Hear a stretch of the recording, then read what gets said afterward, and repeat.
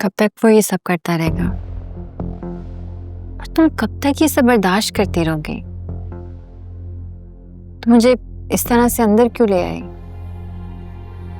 ताकि कोई देख ना ले। आप मुझसे मिलती हैं और शकील को भी ना पता चले। मेरे मिलने की वजह तुम जानती हो। मैं चाहती हूँ कि तुम इस जुल्म के खिलाफ आवाज उठाओ। कहीं ऐसा ना हो कि वो तुम्हें मार दे।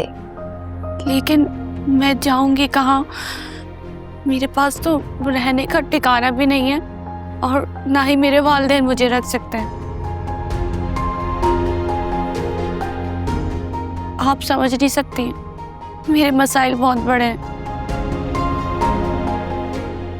मैं हिम्मत नहीं कर सकती। ये सब कुछ तुम सोच रही हो, लेकिन ऐसा कुछ नहीं है।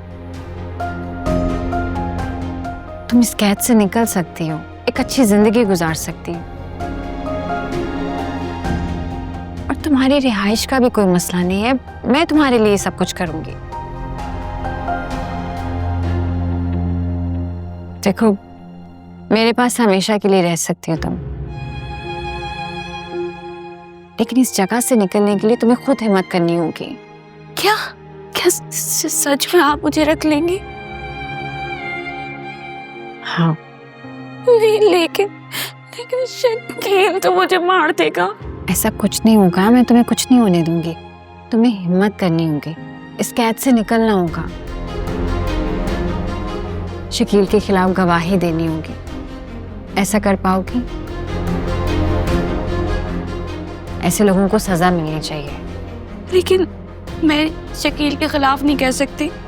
वो मेरा एहसास करता है, मेरे वालिद की दवाइयों के पैसे भी देता है। वो एहसास नहीं कर रहा तुम्हारा, बेवकूफ बना रहा है तुम्हें।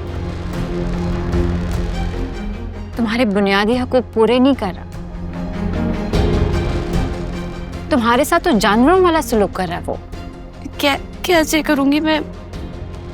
मुझे बहुत हिम्मत चाहिए। देखो सबा, तुम्हें हिम्मत करना होगी, शकील के खिलाफ आवाज उठानी होगी। और तुम्हारे ऐसा करने से उन औरतों को हौसला मिलेगा जो अपने घरों में अपने शौहरों से मारे खा रही हैं। तुम्हें उन लोगों के लिए मिसाल बनना है।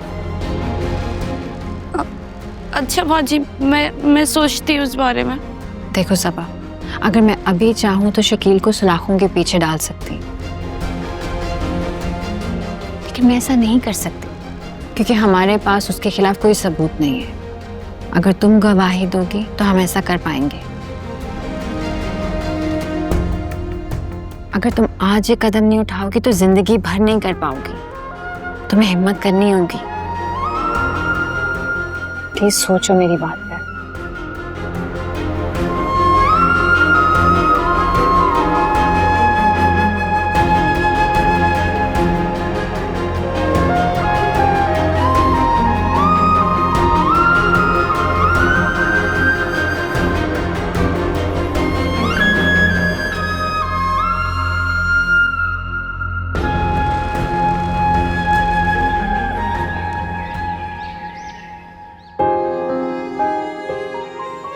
मुझे आंटी से खुद बात कर लेनी चाहिए अपनी अम्मी के बारे में।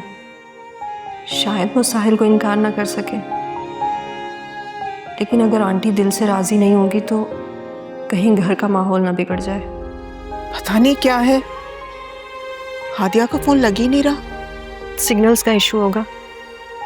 यही है। आंटी, मुझे आपसे मशवरा करना था, बल्कि आपकी राय चाहिए। मैं चाहती हूँ कि मैं अपनी अम्मी को हमेशा के लिए अपने पास ले आऊं। आपको तो पता है ना, वो अकेली होती है, मुझे हर वक्त उनकी फिक्र रहती है। अरे बेटा, इसमें मशवरा लेने की क्या बात है? तुम उनको बुला लो और कहो कि हमारे साथ ही रहे। ठीक है आंटी, बहुत बहुत शुक्रिया। बल्कि अम्मी को ये सब मुनासिब नहीं लगता। वो कहती हैं कि लोग क्या सोचेंगे। मैंने इतनी बार समझाया लेकिन वो मानती नहीं है, तो इसीलिए मैंने सोचा कि पहले आपसे और साहिल से परमिशन ले लूं। मैं उनको बताऊंगी कि आप दोनों को कोई मसला नहीं है।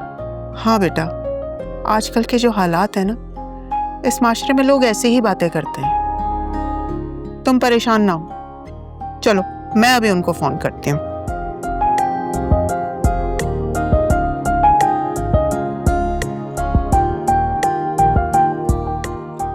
अगर इंसान की नीयत अच्छी हो और वो मुसलसल अल्लाह से दुआ करता रहे, अल्लाह अपने बंदे को नाउमीद नहीं करता। मैंने कभी सोचा भी नहीं था कि ये सब इतना आसानी से हो जाएगा। हमें तो आपसे मिलने आना ही था। आपकी बेटी हादिया बहुत समझदार और प्यारी है, भाई जितनी भी तारीफ की जाए कम है। बिल्कुल ठीक कह रहे हैं आप। ये है ही इतनी प्यारी, मेरे पास रही है, कभी जो शिकायत का मौका दिया हो।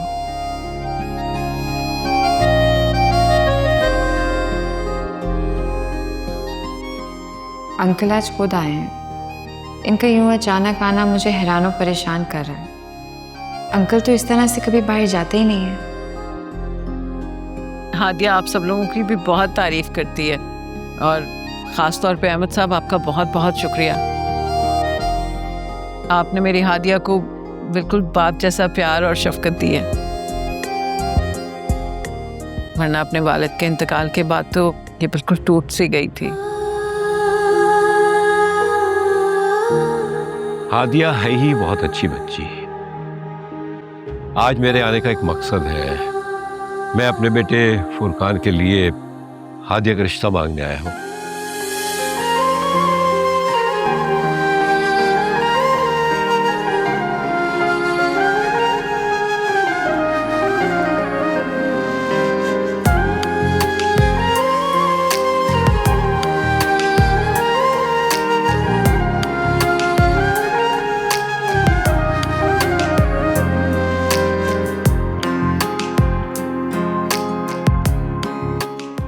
और उम्मीद करता हूं कि आप लोग इनकार नहीं करेंगे।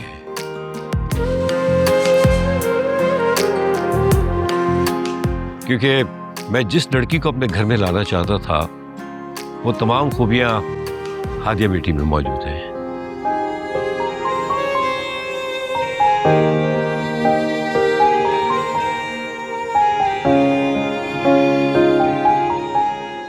मैं बहुत शुक्रगुजार हूँ अहमद साहब कि आपने मेरी हादिया को अपने ख़ानदान में शामिल करने की ख्वाहिश का इजहार किया।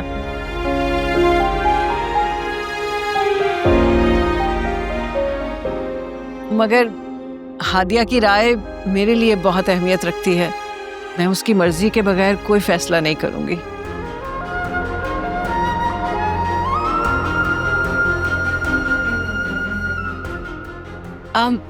बस भाई साहब आप हमें थोड़ी सी मोहलत दीजिए, जल्दी आपको जवाब दे देंगे। मैंने शादी करने का कभी सोचा भी नहीं। अब अहमद अंकल को कैसे इनकार करूंगी? जी बिल्कुल ठीक है, लेकिन जवाब हाँ में होना चाहिए।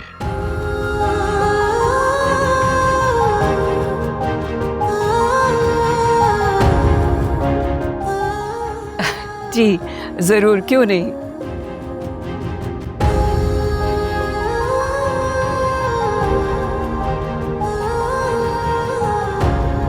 हादिया, तुमसे मिलने के बाद ऐसा लगा कि मोहब्बत जैसा जज्बा इस दुनिया में मौजूद है। इंसान क्या खुद से बढ़कर भी किसी को चाह सकता है।